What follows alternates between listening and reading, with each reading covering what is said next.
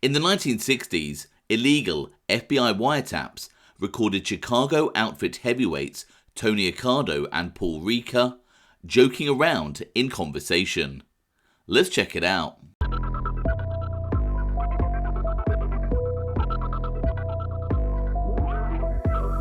I'm James Gladwish and welcome to OC Shorts, bringing you detailed historical snapshots of the American Mafia and other organised crime. Feel free to subscribe if you like that sort of thing. Today, we're going to take a quick look at a conversation recorded by the FBI between Anthony Accardo and Paul Ricca, arguably two of the most powerful mobsters in the history of Chicago organised crime. In 1962, the FBI had a bug planted in Pittsfield Restaurant, which was owned by Maury Norman. His restaurant was a regular meeting place for Chicago outfit mobsters. As one FBI file states, it is noted that the Pittsfield building has been the hangout for several top hoodlums of this office for some time. On the 16th of February 1962, the FBI wiretap recorded the following light-hearted conversation involving Anthony Accardo, Paul Ricca, and Jimmy Solano. The transcript of the conversation reads as follows. Accardo: get the cards out. I'll play you a couple hands. Paul Ricca: got your money out? Solano: I don't need to, Paul. I don't need it. Accardo: a guy retired like you, Paul. Nobody should have a chance with you at cards. You should know every one of them. My interpretation of this part of the conversation is as follows. Anthony Accardo is keen to play some cards. Paul Ricca then states, got your money out? So, Ricca is either asking if they want to play for cash, or joking around and implying that they should get their money ready for him to win it in the game. Jimmy Solano then states, I don't need to, Paul. I don't need it. So potentially, Jimmy Solano is saying that either he doesn't need to win any more money at that time, as he is already doing well, or that he doesn't need to have his money out, as he doesn't plan on losing. Anthony Accardo then jokes that Paul Ricca is supposed to be retired, and so he must spend all his time playing cards and so shouldn't lose. Or maybe my interpretation is completely wrong. Even though former Chicago boss Paul Ricca was supposed to be retired, it is often stated that he was still consulted on many major issues with regards to the outfit, and still wielded respect and power, but was supposedly trying to stay under the radar from law enforcement investigations. Jimmy Solano, who features in this conversation, was a Chicago outfit associate. Solano owned a tailor's shop, which was also another location that mobsters used for meetings. The tailor shop was situated at 620 North Michigan Avenue. The transcript of the conversation would continue as follows. Paul Ricca made phone call to one Louis, told him he would take a cab and meet him in 10 minutes. Then Ricca spoke to Accardo as follows. Ricca: listen, where are you supposed to meet this afternoon? Accardo: Pete's. Pete Fisher's. Ricca: I'll see you there. Solano: all right, Paul. That Paul can't stand still. Accardo: yeah? He's just going through the motions. The above reference to Pete's is apparently a reference to Pete Fisher's restaurant, a known meeting place for all Chicago top hoodlums. In this extract, we can see that Paul Ricca is arranging to meet a man called Louis. Ricca then asks Tony Accardo where his meeting is later that day, and then states that he will meet him there later. Jimmy Solano then comments, that Paul can't stand still. To which Tony Accardo comments, yeah, he's just going through the motions. This line by Anthony Accardo can be interpreted in several ways.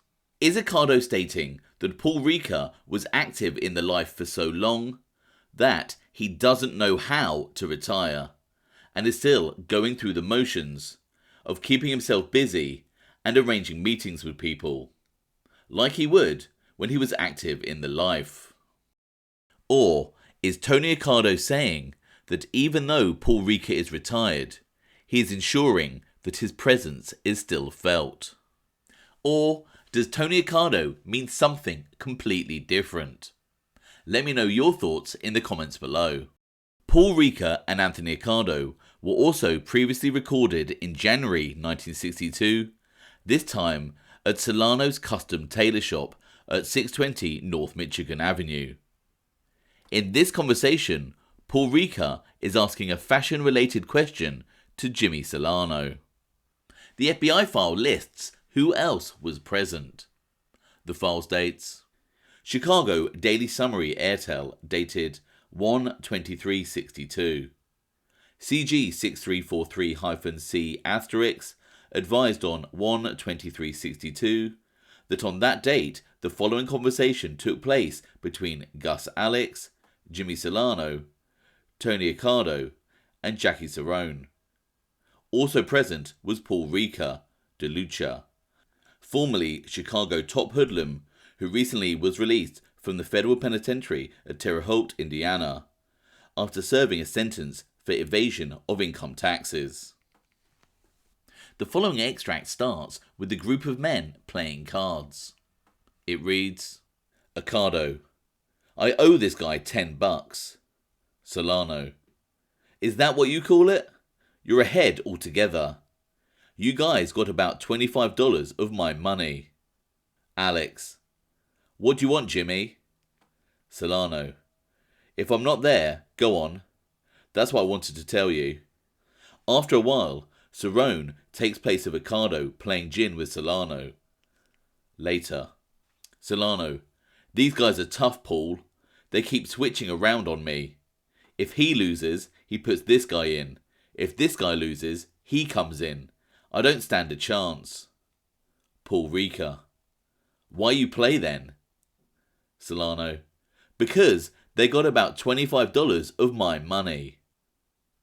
As we can see in this part of the conversation, Jimmy Solano, who owns the tailor shop that they are in, is complaining about the manner in which Anthony Accardo, Jackie Cerone, and Gus Alex are playing cards against him, stating to Paul Ricca, these guys are tough, Paul. They keep switching around on me. If he loses, he puts this guy in. If this guy loses, he comes in. I don't stand a chance. To which Paul Ricca simply and wisely states, why you play then? Jimmy Solano, who some sources state had a gambling problem, replies in the manner of a degenerate gambler. Because they got $25 of my money. Solano ignoring Paul Ricca's logic that if you know you're going to lose, then why play? In the next part of the conversation, Paul Ricca, the retired mob boss, asks Jimmy Solano for some fashion advice. The transcript reads, Ricca, listen Jimmy, how about this here winter coat that Rothschild has? Solano, they might be all right, Paul. Ricca, well, if you make Vicuna coat, you want $1,000, right? Solano, no, Paul, it all depends. Do you have anything specific in mind? Ricca, no, I heard about them. Accardo, he'll give you one for $1. Solano, Paul, we get from $850 to $1,000 for that coat, but they're good ones. There are different grades of that Vicuna. Accardo, I want you to get hold of Duro and get that piece of cloth that you haven't got, and make that suit. Make a belt and put a buckle on it. Solano, okay. Ricca, I don't want one. I just wanted your expert advice on it. Paul Ricca starts by asking Jimmy Solano about a coat stocked by Rothschild's, another clothes store. Ricca then states that Vicuna coats must cost around $1,000. A Vicuna is a type of animal found in South America and is related to the llama family. The wool from a Vicuna is often referred to as the most expensive and rarest wool available. Jimmy Solano then reacts as if Paul Ricca has requested that he makes one. But then Ricca just states that he has just heard about the expensive Vicuna coats. At this point, Tony Accardo jokingly jumps in and says that Jimmy Solano will make one for Paul Ricca for just $1. Accardo's comment may well be a little dig at Jimmy Solano. Some sources state that James Solano liked to be around mob guys. Some might say he was a hanger-on. Accardo might be saying that Jimmy Solano would do anything to please Paul Ricca, even making a $1,000 coat for $1. Again, I could be wrong.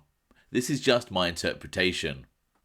Solano then explains more about how much he would charge for that type of coat.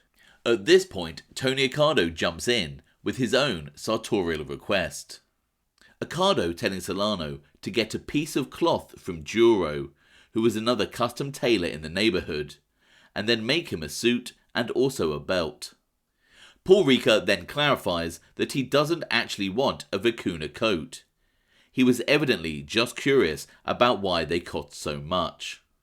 To put it into perspective, a coat that cost $1,000 in 1962 would be around $10,000 today. I know these wiretaps of Paul Ricca and Anthony Accardo didn't feature any talk of criminal operations or murders, but I found their regular conversations just as intriguing. Let me know your thoughts on their conversations in the comments below. I hope you found that interesting. Thanks for watching.